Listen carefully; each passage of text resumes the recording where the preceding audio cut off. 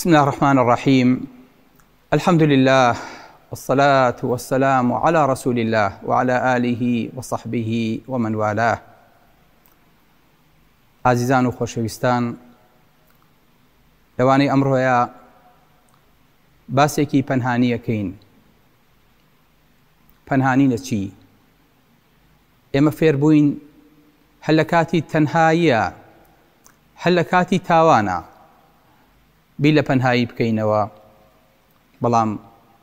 پەنهانەکەی ئەم جارەمان جیاوازە. ئەمانەوێت عیبادەت بکەین بەڵام بەنهێنی، ئەمانەوێت لە بینی خۆم و خوایە هەر یەکەمان نهێنیەک خەتێکی ئیتیساڵ شکبەرێ لینکێ بکاتەوە کە بەس خۆی و خۆی پێی بزانن، کەسی تر مطلع نەبێ بەسەریا. پێغەمبەری خوا صلی الله عليه وسلم فەرمێ: من استطاع منكم أن يكون له خبء من عمل صالح فليفعل. ئەگەر هەر یەکەتان توانی کردەوەیەکی پەنهان لە چاکە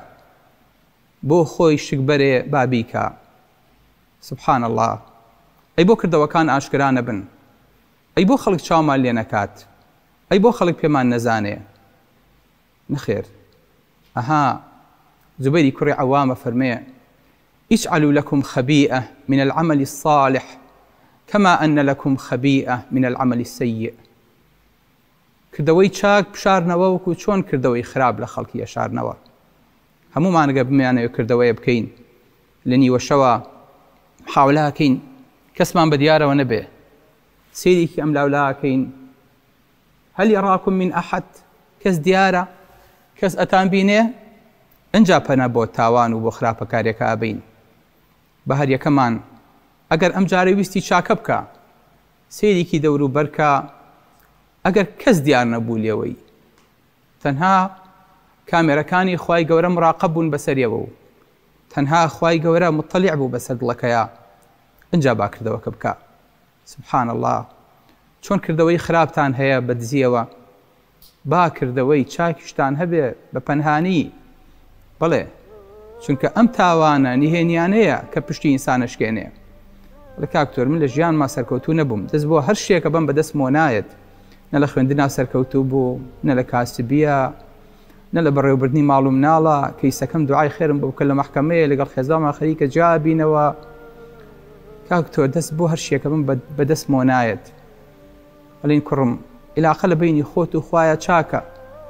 خوای گەورە کێشەکانە بۆ حەلەکە. واللهی خۆشەویستەکانم، هەمووی ئەو تاوانانەی نیوەشەوە،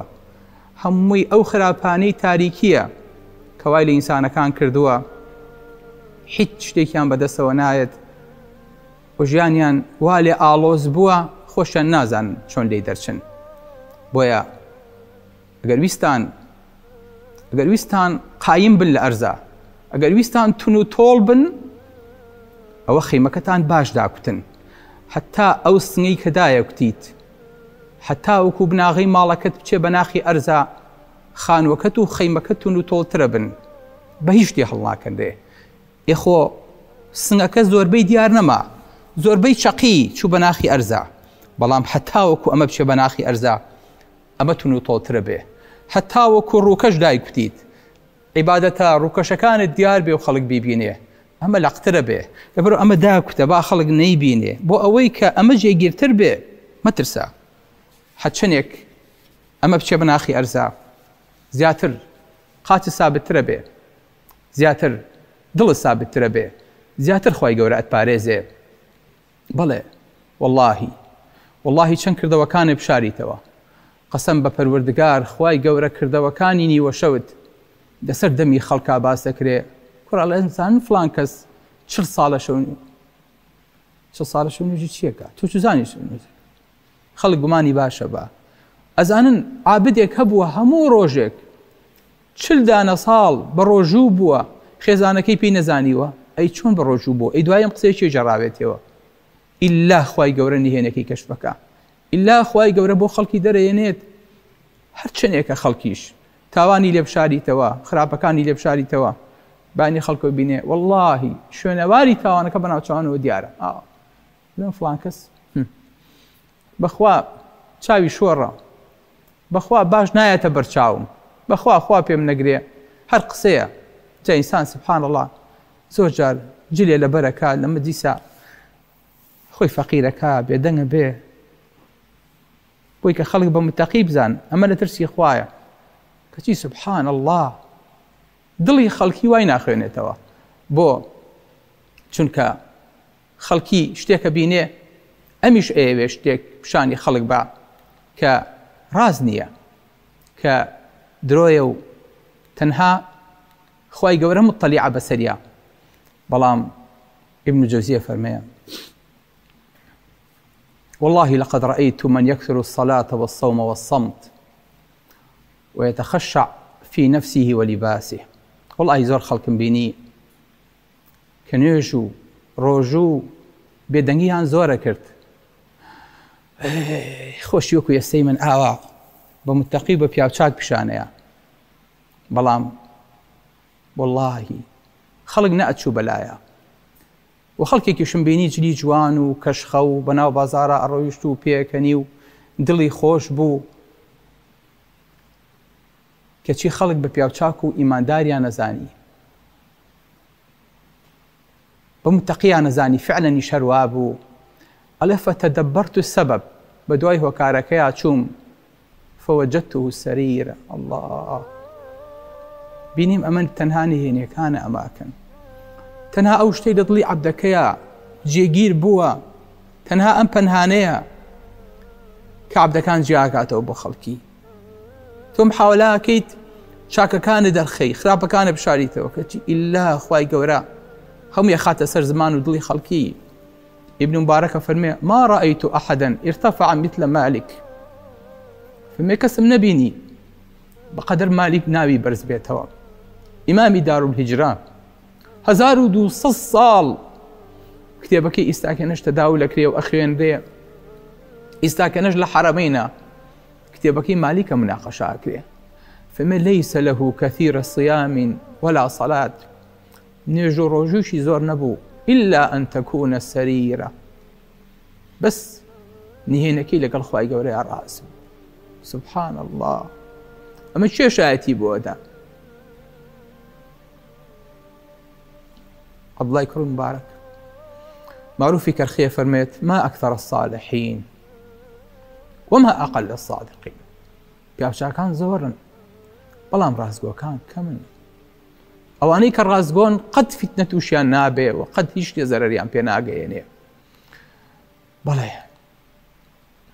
خۆشەویستەکان قەت تەسەوڕ نەکەیت خوای گەورە شتێکی لێو نەبێ و دەری ناکا بۆ خەڵکی يا بني إنها إن تك مثقال حبة من خردل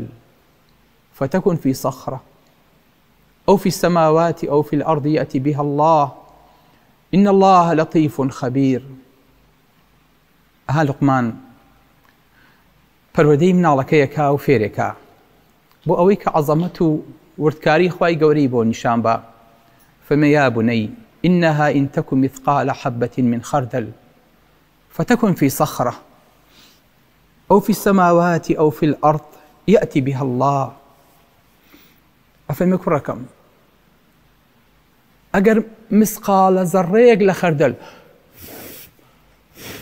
أو خردل بو بنيت كس إنها إن تكن مثقال حبة من خردل فتكن في صخرة على صخرنا في صخرة لنا بردي كابي أو في السماوات شكا برديش لآسمان هي نيازيكا كان لآسمانها كوكب كان يتر لآسمانهم أو في السماوات أو في الأرض لسر أرزنا لناخي أرزا أجر يك خردل لمانا لناو برديكا لناو تاريكاي برديكا لناو تاريكاي آسمان كانا لناو تاريكاي الزوية هبت يأتي بها الله نك خواي قورا أيزاني خواي قورا أيهيني يعني خردلكت آوا بو دركا ئەڵێ ئەمە خەردەلی ژمارە ئەو نەیە بە کۆدی ئەونا لە فڵان شوێنایە خوای گەورە هیچ شتێکی لێون نابێ. ئێستا تۆ بەتەمایت کە دەرگا و پەنجەرە و پەردەکانت داخست گڵۆپەکانە کوژایەوە شتەکان ون بن. نابخوا ئەممان لە ژیانی خۆمان نابینی واللهی حەچەنی شاریتەوە ئیلا لەو تاریکایانەیە خوای گەورە پەنهانەکان ئاشکراکات جا بە چاک بەیان خراپە. لەبەرە با عیبادەتەکانمان عیبادەتێک بێ لە چاوەکان خۆمان دوور خەینەوە و عیبادەتەکانمان ذەنونی بێ یونس ئاسا بێ وابزانین ئیستاکەنە لە سکی حوتەکەین و لە ناو تاریکایی سکی حوتەکەین و لە ناو تاریکایی دەریایین و هیچ شتێک گوێی لێمان نییە تەنها خوای گەورە نەبێت بەڵام ئەو زەبزەباتەی کە لەو دەریایەوە دەرەچێ ئەگاتە حەوت طەبەقەی ئاسمان و ئەگاتە عەرش مەلایکەتەکان وتیان خوایە ئەو دەنگە چێیە لە ناو دەریایە چکە پێیان سیر بوو غەواسە و کاتە نەبوو زیکرێک دەنگێک لەژێر دەریاوە دێ ئەڵێ سوبحانەکە ئینی كنت من الظالمین خوایە مزڵم لە خۆم کرد. ئەتوانین ئەم عیبادەتە بکەین لە کاتێکا حوتەکە پێمان نەزانێ و ئێمەش لە ناو سکییا ژوورێکی تاریکمان بۆ خۆمان دروست کردبین و هەتا وەکو ناوکمان ئاو بێ و تەنها ملمان بە دەرەوە بێ بەڵام دەم و زبانمان لە زیکر نەکەوت بێ بتوانین ئەو عیبادەتە پەنهانە بکەین. هەر کاتێک خۆ خستە ئەو مەنزەرەوە بەڵێ توانیت جا هەستەکەیت ئەم عیبادەت چەند خۆشە ئەم خلوەیە لەگەڵ خوای گەورەیە چەند خۆشە کە کەس پێ و نازانێ. عەبدوڵڵای کوڕی عەمری کوڕی عاص فەرمێ لەو ئوصلي ركعة بالليل أحب إلي من أن أصلي 10 بالنهار. ئەگەر لە ڕۆژێ دەرکات نوێش بکەم بەقەدەر ئەوم پێخۆش نییە لە شەوە یەک ڕکات شەو نوێش بکەم چونکە خەڵک پێی نازانێ. یا ئەیها المزەمل قم الليل إلا قليلا. هەستە بە شەو هەر لە تاریکی شەوایە ڕێدرێ ئەهلی نیاز رازی دڵ ئیفشا بکەن خەڵوەتگەهی خاسانە شەو کەسێ پرسی لە خۆ دەرخستنی پەروانە شەو ئەوتی ناتێگەیشت و تەجربەی مەردانە شەو ئەم سیا ڕۆژی منە پۆشیوی عیبی کەسان ئاشکارە سەتری ئەحواڵی گوناهکارانە شەو هەر لە تاریکی شەوایە هەر لە تاریکی شەوایە ڕێدرێ ئەهلی نیاز رازی دڵ ئیفشا بکەن خەڵوەتگەهی خاسانە شەو. الله هەر کەسێ طالب بە دوڕی معریفەت کۆکردنە پڕ لە دوڕ دەریایەکی بێمەهلەکەی خنکانە شەو. ناو دەریایە تەنها یونسی تیان نییە پڕ لە دوڕ و گەوهەر بەڵام پیاوی خۆی ئێوێ کۆی کاتەوە. بەڵێ هەر کاتێ توانیمان عیبادەت و چاکەکانمان ئاوا بێت ئەوە بەڕاستی بردومانەتەوە. هەر کاتێک لەگەڵ خوای گەورەیە حوزەیفە ئاسا بووین پیاوێک هاو بۆ لای دی حوزەیفە منە دەرسم منافق بم. حوزەیفە بەچی کرایتیریاکانی بۆ جیا کردەوە و سفەتەکانی لێ دوورخستەوە فەرمی حوزەیفە من منافق نیم فەرمی ئەتوصەلی ئیذا خەلەوت ئەگە بە تەنیا بووی شەو نوێژەکەیت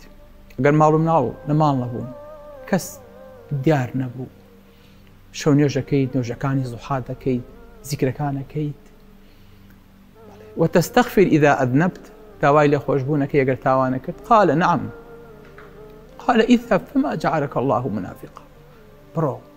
تۆ منافق نیت. الله حەسەنی بەسریە فەرمێ پیاوەکانی پێش ئێوە لە مەجلیسەکانە کە گریانیان بۆ هاتوو خەریب بوون لە ترسی خوای گەورە چاوەکانیان فرمێسکەی ڕشت ئەیان جێڕایەوە هەندێکیانیان ئەم بەخوا بەڵامەتە قورسە ئەگەر بیشی زانیایە گریانەکە زاڵە بێ بەسەریان مەجلیسەکەی بەجێهێشت. فەرمێ کۆمەڵە پیاومان بینی ئەگەر کارێ بیان توانایە بە پەنهانی بیکەن قەت بە ئاشکرانەیانە کرد. سبحان الله چەند خۆشە لەوانە بی کە لە ژێر عەرشی خوای گەورەیە حەشرەکرێن سێ لەسەر حەوتی ئەوانن کە بە پەنهانی کارەکەن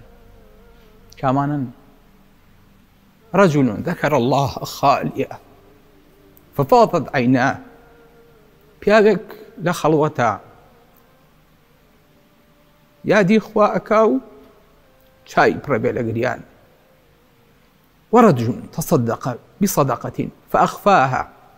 حتى لا تعلم شمال ما أنفق يمينه ودسي راس أي بخشوني على دسي شب سيري أم بنانيك ورجل دعته امرأة ذات منصب وجمال فقال إني أخاف الله پیاوێکی شعافەت بانگێکا لەو پەڕی جوانی و لەو پەڕی پلە و پایایە ئەڵێ لەخوا ئەترسم کەواتە زۆربەی ئەوانەی لەژێر عەرشی خوایە بوون و لە خواوە نزیک بوون لە ڕۆژی قیامەتە ئەوانە بوون کە کارەکانیان پەنها بوو بۆی پێغەمبەری خوا صلی الله علیه و سەلەم فەرمێ صدقة السر تطفئ غضب الرب چاکەکردن و بەخشندەیی پەنهانی تووڕەی خوای گەورە شۆرێتەوە یاخود ساردێکاتەوە چەند خۆشە بەڵێ بۆیە چاکترین کردەوە على الإطلاق ڕۆژووە الصوم لي بۆ کەس پێی نازانێ خۆت و خوا هیچ ناخۆیت ئەمە عیبادەت و حەج و زەکات و نوێژ نییە ئەمە تادار نییە سنگ بەریتە پێشەوە خۆت و خوا هیچ ناخۆیت بە ڕۆژوویت الصوم لي وأنا أجزي به بەڵێ بۆیە با لەم دووە لە کاتی عیبادەتەکانمانە پیاوەکانمان ماسککەن خوشکەکانیشمان پەچە بکەن بۆ ئەوەی کە کەس پێی نەزانێ عەبدوڵای کوڕی مبارەک کە ئەچوو بۆ جیهاد دەموچاوی خۆی هەڵە پێچاوەوەی خەڵک پێی نەزانێ سبحان الله لە جیهادیشا بڵێ خۆشەویستەکانم ئەم پریاسکانە بەس پیرەکانی ئێمە کە خەڵوەتیان کردو کاتی خۆی پێی گەیشتون و زانیوانە واتای چییە لەو پەڕەیە کە خەڵک زۆری بۆ هاتۆ و هیچیان نەماوە کورەوتۆتی ڕۆڵە من پریاسکەیەکم بەخوا لە فڵان شوێنە شاردوێتەوە چەند بیهێنن ماڵی سپی بۆ ڕۆژی ڕەش ئەمڕۆ ئەو پریاسکەیە بە کەڵکمانێت قەسەم بەخوا ئەوەی کە کۆ کردوێتەوە لە شەوە تاریکەکانە لە سەرە مەرگە لە قەبر و قیامەتا بە کەڵ کردێ بۆ چکە خوای گەورە فەرمی یەومە توبلە سەرائر لەبەربانی هێنەکانت چاک بن ڕۆژێکە بێنی هێنەکان کەشف بن وەکو ئێستا نییە هەموو شت بە ئاشکرایە مزگەوتیەکی وەڵا مزگەوتەکە من حەزەکەم بە ناوی خۆمەوە بێ وەڵا چاکەیەکەکەم وەڵا حەزەکەم ناوم بنووسێ با ناوی منیشی تیا بێ وەڵا بۆشم بڵاوکەنەوە تخوا با خەڵک بزانێ نا ئەگەر کردەوەتان کرد لە خەڵوەتا بیکەن لە خەڵوەتی زیندانە لە پەنایە ئەگەر جائیز با دەموت خۆزگە ببایە چ گەشتێکە شەوانی ئینفرادی بە ئاسمانی قورئان و زیکری خوایە ساتێکە کە ڕۆح شەماڵە دەشنێ شەماڵێ کە با ئۆقرەی پێڕایە دڵی تامەزرۆ وەک پەری سپی پۆش دێت و دەڕوا بێسرەوت خەوی نایە نابینی ڕۆح وا ڕاماوە دەسەوسان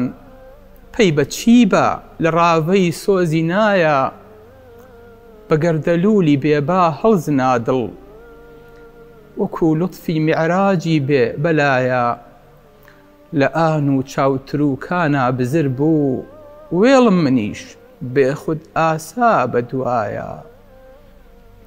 نەدڵممە نەهەست و سۆز و ڕۆحم جەستەش هەستی نەما ئازاری نایە وەکو دایکی جەرگ سوتا و بە عەزرەت دەڕۆم بە دووی هەست و نەست و سەدایە تومەس ئەمیش وەکو دڵەکەی بێخود بەسەر سرد کەند و کۆسپی پڕجەفایە خۆی گەیانووەتە نێو کۆڕی مەدینە